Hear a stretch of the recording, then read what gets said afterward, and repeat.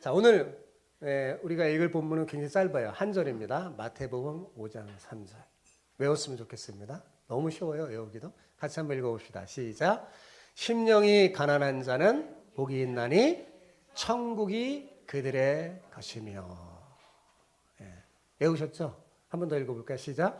심령이 가난한 자는 복이 있나니 천국이 그들의 것이며. 여러분, 그 예수님의 팔복 설교는 마태복음 5장에서 7장까지의 산상수훈의 서론이 되는 부분이에요. 항상 서론은 중요하죠. 그런데 그 팔복 설교 중에서도 오늘 우리가 읽은 마태복음 5장 3절은요. 팔복을 여는 열쇠와도 같은 말씀입니다. 그러니까 팔복은 산상수훈을 여는 열쇠가 되고 또 5장 3절은 팔복을 여는 열쇠가 되니 산상수훈 전체를 해석할 수 있는 말씀이 오늘 우리가 읽은 이 한 구절에 요약되어 있다고 할 수 있습니다. 그러니 이 한 구절을 잘 해석하고 이해하는 것이 너무나 중요하겠죠. 그래서 오늘 말씀이 굉장히 중요해요. 오늘 말씀을 잘 듣고 이 말씀의 정신으로 산상수훈을 읽으면 더 잘 이해가 되고 해석이 됩니다. 여러분이 오늘 설교를 잘 듣고 여러분이 산상설교를 읽을 때 이 열쇠를 사용하세요.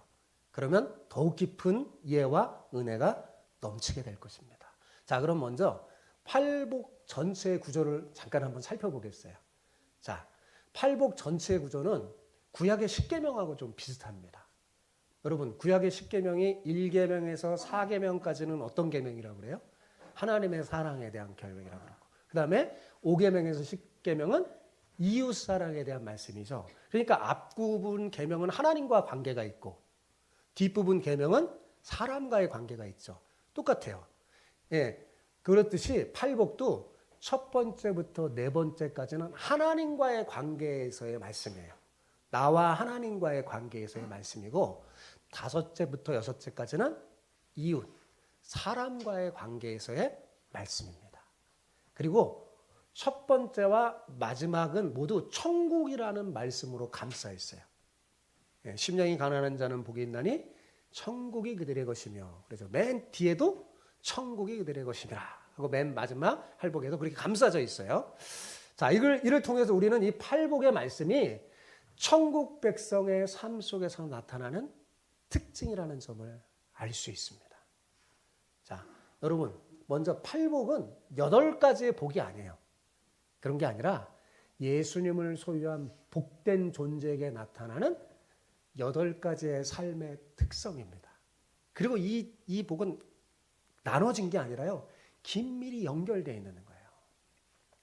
제임스 하웰의 다시 읽는 팔복이라는 책을 보면 이 하웰은 팔복을 어떻게 묘사했냐면 하늘에 닿을 수 있는 사닥다리라고 표현했어요. 아주 멋진 표현인 것 같아요. 그는 심령이 가난한 자라야 애통하는 자가 될 수 있고, 애통할 수 있는 자는 온유한 자가 되고, 온유한 자가 의에 줄이고 목마른 자가 될 수 있다고 했어요. 그리고 그렇게 팔복의 사다리를 다 올라가면 예수 그리스도의 참된 친구가 될 수 있다고 했습니다. 우리가 예수님을 믿고 처음부터 의를 위해서 핍박받고 고난받기는 쉽지 않을 겁니다. 그렇지만 일단 심령이 가난한 자가 돼서 겸손히 내 자신을 제대로 알고 낮추고 살아가다 보면 어느새 예수님이 꿈꾸는 천국의 모습이 이 세상에 없음을 알고 애통하게 될 겁니다. 그렇지만 천국을 소유하여 주님의 마음을 가진 우리는 자신을 더 깨끗이 하여 화평의 삶을 살게 되고 기꺼이 복음을 위해서 고난도 감수할 수 있게 되는 겁니다. 이렇게 팔복의 사다리를 올라가다 보면 결국 끝에 완성된 하나님의 나라에 이를 수 있다는 겁니다. 자, 그러려면 심령이 가난한 자라는 첫 번째 사다리에 올라야 되겠죠. 그렇지 않으면 두 번째, 세 번째, 네 번째 그 사다리에 오를 수 없으니까요. 우리 모두 오늘 이 첫 번째 사다리에 제대로 올라서 하늘까지 닿는 팔복의 사다리 끝에서 주께 영광 돌리며 천국의 기쁨을 누리는 여러분 모두가 되기를 축복합니다. 오늘은 옆 사람을 이렇게 인사해 봅시다. 하늘에 닿을 수 있는 사닥다리에 오르신 것을, 하늘에 닿을 수 있는 사닥다리에 오르신 것을 축하드립니다. 이렇게 하는 거예요. 자, 시작. 하늘에 닿을 수 있는 사닥다리에 오르신 것을 축하드립니다. 예, 오늘 예배 여러분 오신 분은 이제 하늘에 닿을 수 있는 사닥다리에 뭐야? 오르신 거예요. 예, 여러분 축하드립니다. 자, 본문 3절 아까 외웠다고 그랬죠. 자, 한번 외워봅시다. 시작. 심령이 가난한 자는 복이 있나니 천국이 그들의 것이며. 자, 예수님은 가난한 자가 복이 있다고 말합니다. 그런데 여러분 솔직히 여러분 이 말씀에 동의가 되나요? 네, 여기 예수님이 가난한 자가 복이 있다고 했는데 여기 가난한 자가 정말 복이 있다고 생각하시는 분 한번 손 들어보세요. 있나요? 아무도 없을 겁니다. 예. 그런데 예수님은 가난한 자가 복이 있다고 말씀해요. 상식적으로 이해가 돼요? 안 돼요? 이해가 안 되는 말씀이에요. 뭐 가난이 뭐가 복이야? 그죠? 그냥 가난한 자가 아니라 목사님이 심령이 가난한 자가 복이 있다고 했다고요? 예, 저도 잘합니다. 그런데 누가복음에 보면요. 심령이 가난한 자라는 말은 없고 그냥 가난한 자가 복이 있다고 했어요. 이를 보면 예수님이 말씀하시는 가난한 자는요. 영육간에 다 가난한 자라는 것을 알 수 있어요. 여러분, 가난을 좋아할 사람은 아무도 없습니다. 사람들은 꼭 돈이 아니어도 마음이 가난하게 되는 것도 싫어해요. 여러분, 보통 우리가 돈이 없어 가난해도 마음만은 부자가 돼야 한다. 그러잖아요. 그죠? 내가 비록 재물은 없어도 마음까지 가난해서는 되겠냐. 마음만은 부자가 돼야 되지 않나. 그렇게 말하잖아요. 여러분. 어느 시대를 분문하고 사람들이 원하는 것은 물질로나 정신적으로나 풍요로운 걸 원합니다. 얼른 보면 세상은 가진 자들이 다 움직이는 것 같아요. 부와 명예와 권력을 손에 쥐고 흔드는 사람들이 세상을 주도하는 것 같습니다. 가난한 자는 아무런 힘이 없는 것 같아요. 그래서 사람들은 다 부를 추구하고 풍요가 복이라고 생각하는 것 아닙니까? 그런데 예수님은 지금 뭐라고 그러는 거예요? 가난한 자가 복이 있다고 말씀합니다. 많은 사람들이 인류가 좋아하고 희망하는 것과는 정반대로 가난한 자가 복이 있다고 하시고 천국이 그들의 것이라고 말해요. 자, 예수님은 부자가 복이 있다. 천국은 부자의 것이다. 라고 말씀하시지 않았어요. 그죠? 자, 그렇다면 여러분 한번 생각해 보세요. 가난하지 않으면 복이 없는 걸까요? 부자는 복이 없는 걸까요? 가난한 자에게는 천국이 주어지고 부자에게는 천국이 주어지지 않는 걸까요?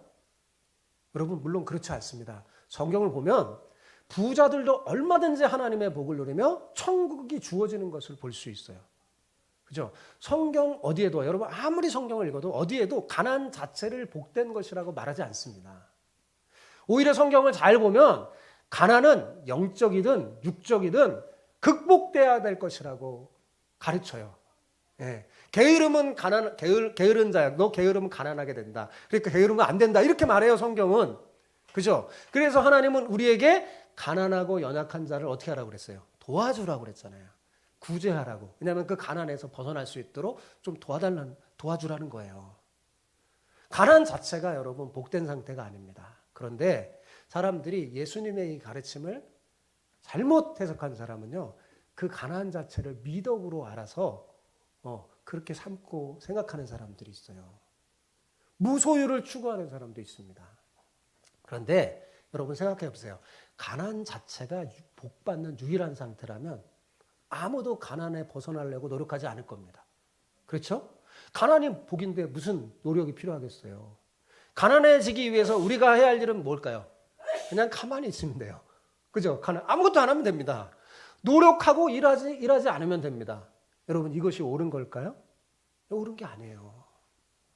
사실 가난이 좋다고 말하는 것은 다 자포자기에 나온 체념, 절규 같은 것이지 그 자체가 복이 아닙니다. 잠시 가져가도 다 놓을 수밖에 없는 것을 한 시한부 인생의 한탄 같은 거예요. 그러니까 가난 자체를 여러분 복된 상태로 이해하시면 안 됩니다. 예수님 말씀을 잘못 이해하는 거예요. 소유 자체를 죄악시하고 부자를 죄인 취급하는 것, 여러분 이것은 잘못된 것입니다. 예수님께서는 가난 자체를 축복하시고 또 부와 물질 자체를 저주하신 적이 없어요. 그런 게 아닙니다. 그렇다면 예수님은 왜 가난한 자가 복이 있다고 말씀하시는 걸까요? 더군다나 제자를 불러놓고 아주 중요한 말씀을 하시는데 앞으로 계속된 설교의 첫 부분이 중요하거든요. 이 열쇠 같은 구절을 말하면서 왜 이 말씀을 하시는 걸까요? 이를 알려면 예수님이 말씀하시는 가난한 자가 무엇인지 이해해야 합니다. 제가 일주일 동안 얼마나 고민했는데 저도 한번 이게 도대체 왜 예수님이 이런 말씀을 하셨을까 고민하고 기도하고 제가 설교자니까 하나님이 깨닫게 해주시는 것 같아요. 자, 그래서 제가 가난한이라는 원래 예수님이 말하는 성경 원어가 뭔가 한번 살펴봤어요. 헬라어로 보니까 푸톨호스라고 돼 있더라고요. 근데 이 푸톨호스라는 단어는 궁핍하여 타인의 도움이 절실히 필요한 상태. 즉 누군가의 도움 없이는 살 수가 없는 절대 가난을 의미합니다. 여기서 이게 중요한 게 뭐냐면 누군가 타인의 도움 없이는 거기서 빠져나올 수 없는, 살 수 없는 그 절대 가난을 말하는 거예요. 예수님이 말하는 이 심령이 가난한 자는. 자, 하나님의 눈으로 인간을 보면 어떨까요? 여러분, 하나님의 눈으로 인간 자체 모든 인간을 보면 어떨까요? 모든 인간은 절대 가난에 빠진 사람들이에요. 왜냐하면 그들은 하나님의 도움 없이는 망할 수밖에 없는 존재이기 때문에 그렇습니다. 여러분, 이 세상 모든 사람들 하나님이 도움이 없다면 어떻게 될까요? 망할 수밖에 없죠. 그죠? 그런데 문제는 사람들 대부분이 자신이 이런 절대 가난에 빠진 존재라는 것을 모르고 산다는 데 있습니다.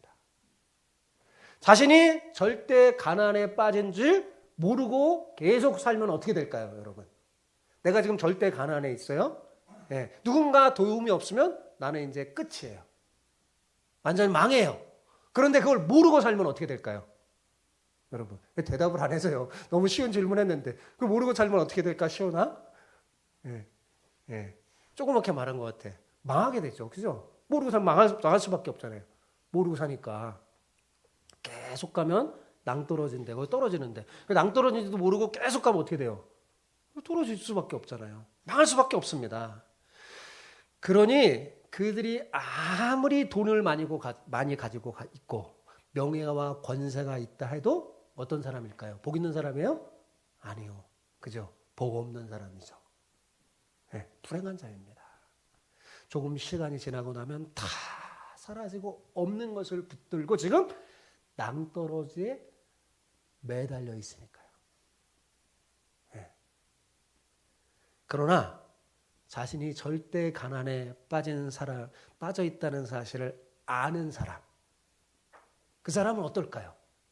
여러분, 자신을 이 절대 가난에서 구해줄 수 있는 그 누군가에게 눈을 돌려 그에게 전적으로 자기를 의지하려고 하지 않을까요? 도무지 내 힘으로 낼 수 없으면 사람 어때요? 사람 살려고 그러잖아요. 그죠? 손을 내밉니다. 누군가 도와달라고. 그렇게 되잖아요. 예수님이 이처럼 자신이 절대 가난에 빠진 존재임을 아는 사람이 복이 있다고 말하는 겁니다. 이해가 되십니까? 제가 이걸 깨닫게 됐어요. 하나님 깨달음을 주시더라고요. 그러니까 다 이해가 되더라고요. 예수님의 말씀이.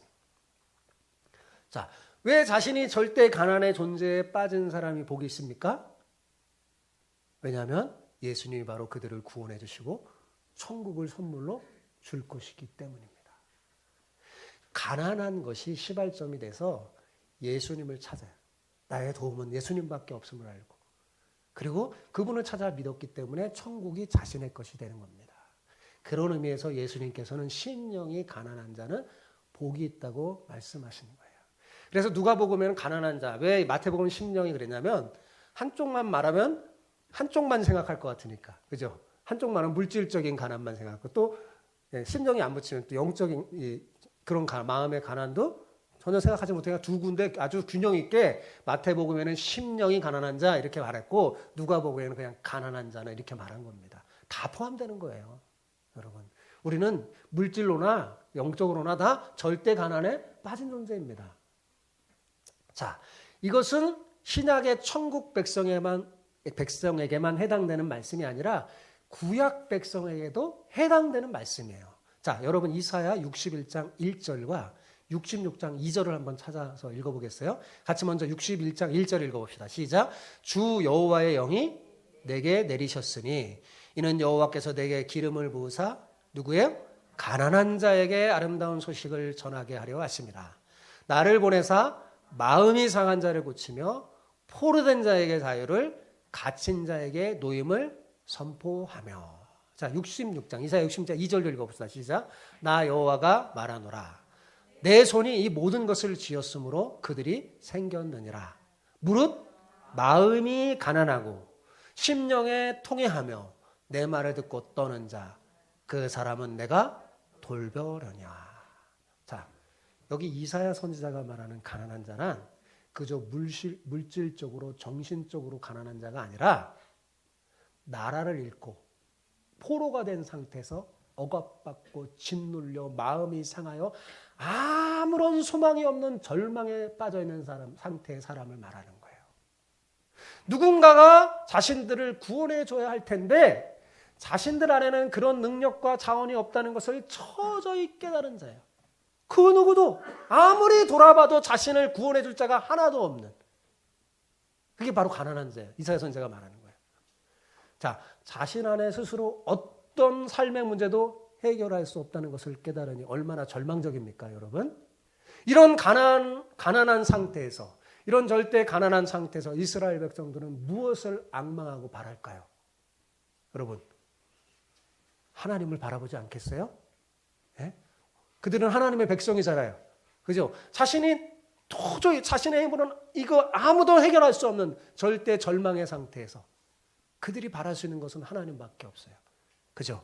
하나님을 악망하고 바라보지 않겠습니까? 그들은 그동안 자신들이 이 얼마나 가난한 존재인지 알지 못함을 회개하고 통회하면서 하나님의 말씀을 듣고 떨면서 다시 주를 바라보게 될 거예요. 하나님은 바로 이런 가난한 자들을 돌보아 주시며 그들의 소망과 구원자가 되어 주십니다. 이사야 선지자는 자신의 가난함을 알고 이렇게 말했어요. 여러분이 잘 아시는 말씀이에요. 오직 여호와를 앙망하는 자나. 자, 여기 오직 여호와를 앙망하는 자. 이 사람이 누구냐? 가난한 자예요. 자기가 가난한 자라는 걸 깨달은 사람이에요. 그 자는 어땠다고요? 새 힘을 얻을 것인데 독수리가 날개치며 올라감 같을 것이며 다른 벅질을 하여도 곤비하지 아니하겠고 걸어가도 피곤하지 아니할 것이라고 했어요. 자, 그러니 가난한 자가 복된 자가 아니면 누가 복된 자겠어요? 이해가 되십니까? 그렇죠? 여러분, 다윗도 마찬가지입니다. 그는 하나님 앞에서 자신의 가난함을 발견한 대표적인 구약의 인물이었어요.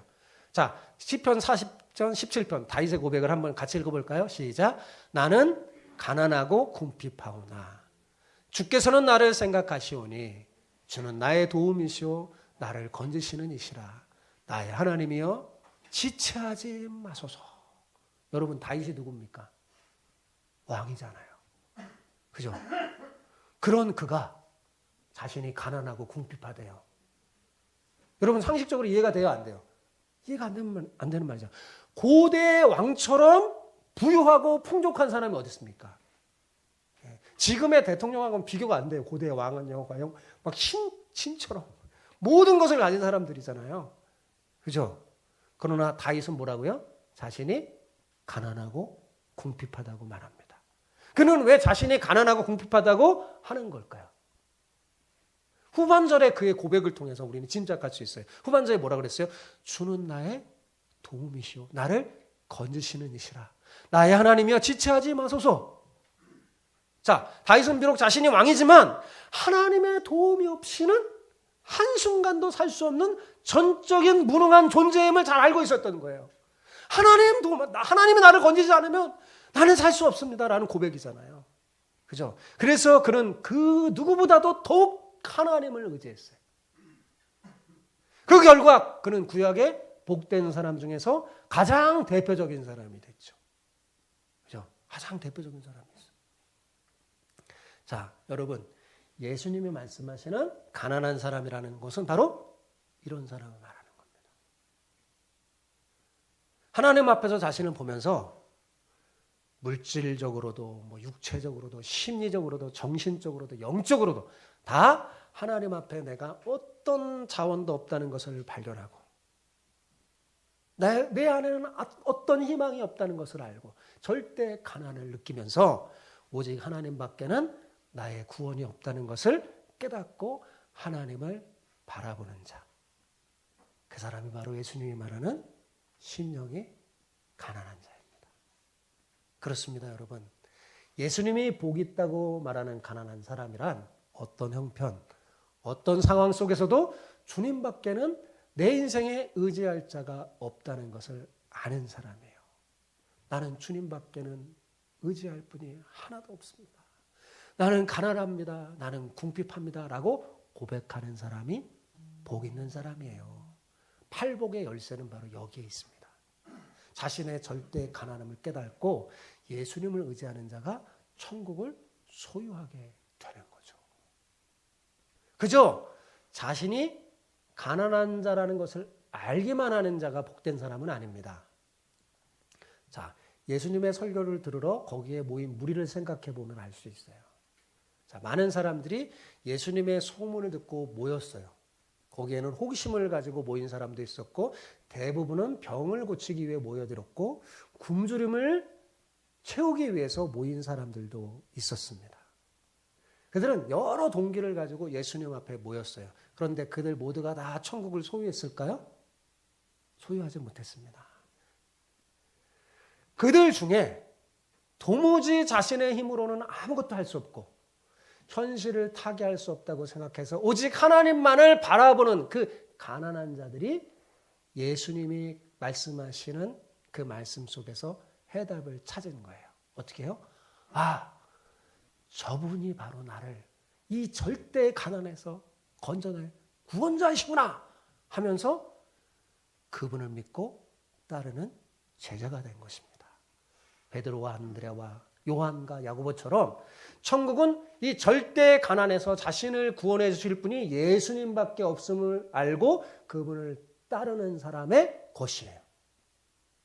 결국 천국이란 뭐냐? 예수님 외에는 자신을 구원할 주가 없다는 것을 알고 오직 예수님을 믿고 따르는 사람이 소유하는 것입니다.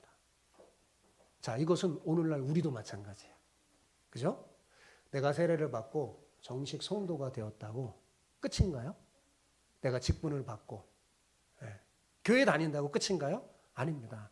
우리는 매일매일 구원을 얻어야 돼요. 천국을 누려야 돼요. 오늘도 천국을 소유해야 되고 내일도 천국을 소유해야 돼요.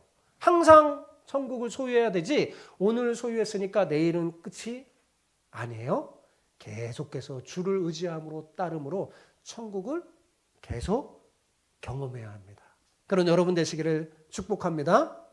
예수님 앞에 나왔으나 예수님이 해답임을 발견하지 못한 사람은 천국을 소유할 수 없습니다.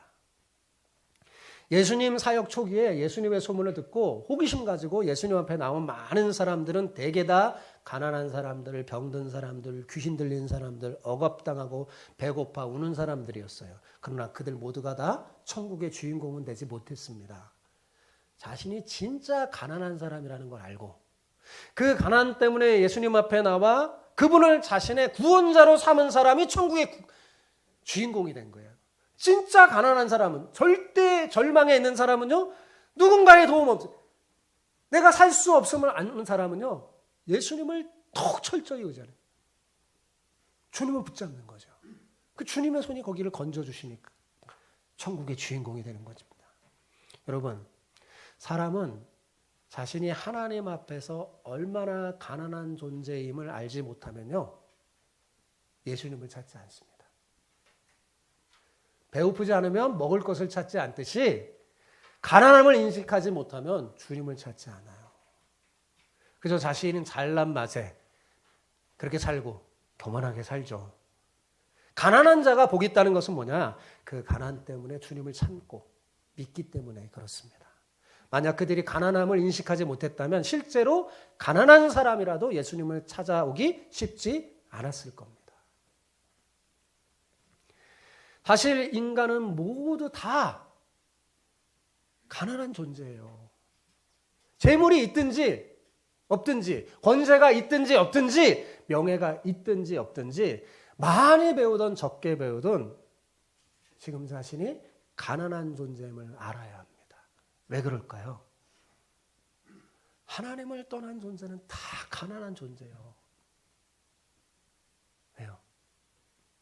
에너지가 다 떨어진다? 낭떠러지에 떨어지고 지옥의 불꽃에 떨어져야 할 사람들이니까요. 하나님이 없는 인생은 여러분 건전지 같아요. 에너자이저 건전지 같아요. 다 떨어지면 아무리 많이 가져도 다 떨어지면 버려야 되죠. 없어져요. 이 세상 모든 사람은 다 사실은 절대 가난의 존재입니다. 근데 중요한 건 뭐냐면 그거를 알아야 자신이 가난하고 내가 부족한 존재라는 걸 알아야지 하나님을 바라보는 거예요. 예수님을 의지하고 그분을 믿어 천국을 소유하게 되는 겁니다. 주님이 아니면 난 존재 가치가 없다고 고백하는 자에게 천국이 오는 겁니다. 여러분, 자, 오늘 예수님의 설교 말씀 첫 번째 이해가 되셨죠? 확실히 이해가 되셨죠? 대답을 안 하시네요. 이해가 안 됐나요? 되셨죠? 자, 그럼 물어볼게요. 여러분은 어떻습니까?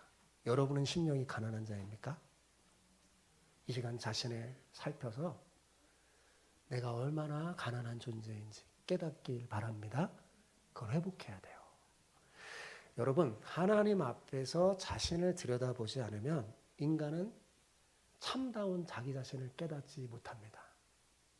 제가 신학교에 들어가 공부하면서 읽었던 책 중에서 깜짝 놀라며 전율을 느꼈던 책이 칼뱅의 기독교 강요라는 책이에요. 그 첫 장에서 제가 전율을 느꼈어요. 그 첫 장에서 칼뱅이 뭐라고 하냐면 인간은 하나님 앞에서 참다운 하나님의 지식을 알지 못하면 인간 자신을 알지 못한다고 그랬어요. 거대하고 광대한 그 하나님 앞에 설 때 인간은 비로소 자신이 얼마나 초라하고 부족한 존재인지 알게 된다는 겁니다. 자신이 얼마나 무능하며 부족하며 누군가의 도움 없이는 구원받을 수 없는 절대 가난한 존재임을 하나님 앞에 서지 못하면 알지 못해요. 그 온 우주보다 크시고 광대하시고 무한하신 전능하신 그 하나님 앞에서 자신을 봐야 자신이 얼마나 티끌보다 작은 존재임을 깨닫게 되는 겁니다. 하나님 앞에서. 여러분 얼마 전에 돌아가신 이여령 박사 아시잖아요. 그죠? 한국의 지성이라고 불리는 사람이었어요. 그는 탁월한 문장가로서 많은 사람에게 감동을 주고 큰 영향력을 행한 사람으로서요. 문화부 장관까지 지낸 사람이에요. 제가 우리 아이들이 어렸을 때 이 사람 책을 읽어준 적이 있어요. 생각의 날개를 달자. 책이 너무 재밌어요. 저도 재밌어요. 아이들을 딱 방에 늦춰 이렇게 이불 다 덮고 누워놓은 다음에 이여령 장관의 생각의 날개를 달자를 막 읽어주며 재미있게 듣다가 잠이 들어요. 정말 글이 너무 멋지고 생각하게 하고 정말 많은 영향력을 끼쳤던 사람입니다. 그런데 그가 가장 싫어했던 것이 뭐냐면 종교였어요. 왜냐하면 이 사람은 지성을 최고로 알았어요. 그래서 사람이 지성을 가지고 살면 잘 살 텐데 신을 믿는다는 것은 굉장히 어리석게 보였습니다. 뭔가 부족한 사람이나 믿는 거지. 저는 똑똑하고 지성을 가진 사람은 어리석게 무슨 종교를 믿냐 신을 믿냐 그런 거죠. 그는 그 똑똑한 지성으로요. 기독교에 대한 독설도 서슴지 않게 했던 사람입니다. 기독교를 싫어했어요. 70살 넘게 하나님을 인정하지 않고 자신의 힘과 지혜로 살았던 사람이죠. 그러던 어느 날 그는 자신이 얼마나 부족하고 작은 존재임을 깨닫게 되는 사건을 겪게 됩니다. 그것은 자신의 딸이 미국에서 변호사로 활동하고 있었는데 그만 암에 걸려서 그 암이 눈에까지 퍼져서 망막을 다 상하게 하여서 시력까지 잃게 된 겁니다. 그래서 당장 미국으로 달려가 딸을 보았지만 자신이 가진 지성으로 딸에게 해줄 것이 아무것도 없다는 걸 깨달았어요. 그는 지성이면 다 된다고 생각했는데 자신이 사랑하는 딸이 암에 걸려서 막 죽어가면서 시력까지 잃어가는데 거기에서 자기가 해줄 게 아무것도 없다는 속에서 절망을 느꼈어요. 그런데 이 이여령 박사의 딸이 예수님을 믿는 사람이었어요. 그 미국에서 공부하면서 예수님 믿게 된 것 같아요. 그래서 이 이여령 박사가 뭐 자기가 해줄 건 없고 그냥 옆에서 딸을 이렇게 돌봐주는 것밖에 없었어요. 그렇게 며칠을 지내는데 일요일이 되자 딸이 자기를 교회에 데려다 달라는 겁니다. 그러니 지성인으로서 교회에 가는 것을 창피하게 여겼던 사람이지만 아픈 딸이 원하니까 어쩔 수 없이 어때요? 딸과 함께 교회를 갈 수밖에 없었죠. 그래서 가서 옆에 있어야 되니까 예배를 드리게 된 겁니다. 그때 목사님이 그에게 소원을 하나 말하라고 하면서 여럿이 진정으로 기도하면 하나님께서 들어주신다고 이렇게 말한 거예요. 목사님이. 당신 소원을 말하면 여럿이 우리가 같이 이제 이 시간 기도하려고 하니까 여럿이 함께 기도하면 하나님이 들어주신다. 그러니까 그때 처음으로 무릎 꿇고 하나님께 소원을 빌었다고 합니다. 그분의 간증 속에 나온 말이에요. 이렇게 빌었대요. 하나님, 저하고 계약 하나 합시다. 계약하자고. 하나님, 저하고 계약 하나 합시다. 만일 우리 딸이 정말 세상을 다시 볼 수 있다면, 그러니까 눈을 잃었잖아요, 시력을 회복한다면, 그때부터 제가 가진 모든 능력, 즉, 글 쓰는 것과 입담을 하나님을 위해 쓰겠습니다. 이렇게 한 거예요, 기도했어요. 그런데 놀라운 것은 얼마 후에 정말 기적적으로 딸이 눈이 보이기 시작한 거예요. 보인다는 거예요. 그러니까 이 사람 지성인이잖아요. 믿을 수가 없죠. 딸이 보인다는 거. 딸을 데리고 귀국해서 서울대학병원에 가서 검진 받았어요. 내 딸이 정말 보이냐? 그랬더니 의사가 놀라면서 완전히 치료됐다는 겁니다. 이게 놀라운 하나님의 능력을 체험한 거죠, 이 사람이요. 믿어지지 않고 당황스럽지만 자기가 지성인으로서 한 약속이기 때문에 이제 교회에 그때부터 어떻게 갔을까요? 억지로 교회에 나간 거예요. 온누리교회에 나갔어요. 온누리교회. 여기 온누리교회 하용조 목사님 살아계실 때 거기 나가서 설교를 듣다가 여러분처럼 설교를 듣다가 하나님 앞에서 자신의 얼마나 가난한 존재인지 절대 가난을 깨달은 거예요. 오늘 예수님처럼. 그는 자기가 절대로 가난한 자라고 절대로 생각하지 않았던 사람이에요. 그런데 설교를 듣다가 내가 얼마나 가난하고 초라하고 부족한 존재인지를 깨닫고 예수님을 믿고 천국을 소망하게 된 거예요. 그 후에 이 사람이 세례를 받고 완전히 바뀌어서 지성에서 영성으로라는 책을 쓰면서 자기의 정말 약속을 지킨 하나님 앞에 자기의 글 쓰는 그 문장력을 가지고 사람 앞에 하나님을 간증했습니다. 네. 그는 죽기 전에 한 기자와 마지막 인터뷰를 했는데 거기서 그는 이렇게 말했어요. 나는 87년의 삶의 모든 것들 1년 전에 한 것 같아요. 죽기 전에. 네. 작년에 한 것 같아요. 인터뷰를. 나는 87년의 삶의 모든 것들, 지성, 건강, 돈을 벌 수 있었던 것 등은 다 하나님의 선물이었습니다. 내가 예수님을 믿게 된 것은 소경이 되었던 딸이 완전히 치료된 기적 때문이 아닙니다. 진짜 기적은 병치료가 아닙니다. 왜냐하면 다시 언젠가는 죽기 때문이죠. 진짜 기적은 예수님의 부활입니다. 예수님께서 재림하셔서 천국에서 영생을 누리게 된다는 것이 진짜 기적이기에 하나님을 믿습니다. 이렇게 했대요.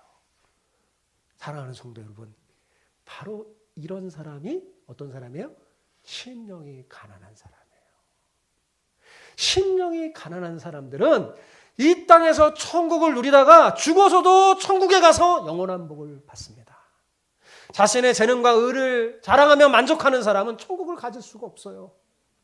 그러나 심령이 가난해서 자신의 죄를 깨닫고 자신의 재능과 노력이 헛됨을 알고 하나님의 은혜를 간절히 구하는 사람은 천국을 소유한 복된 백성이 될 수 있습니다. 여러분, 이 자리에 나와 예배드리는 여러분과 지금 온라인으로 예배드리는 여러분은 바로 그런 복된 사람입니다. 혹시 어려운 환경으로 인해서 이 천국의 기쁨을 잠시 잃어버렸다면 속히 뭘부터 회복해야 될까요? 내가 얼마나 가난한 존재인지, 나는 하나님 없이는 절대 살 수 없음을 깨닫고 그것을 회복하는 여러분 되시기 바랍니다. 그래서 잃어버렸던 천국을 다시 소유하고 그 기쁨을 우리 함께 누리는 우리 주와 함께 모든 성도들 다 되시기를 축복합니다.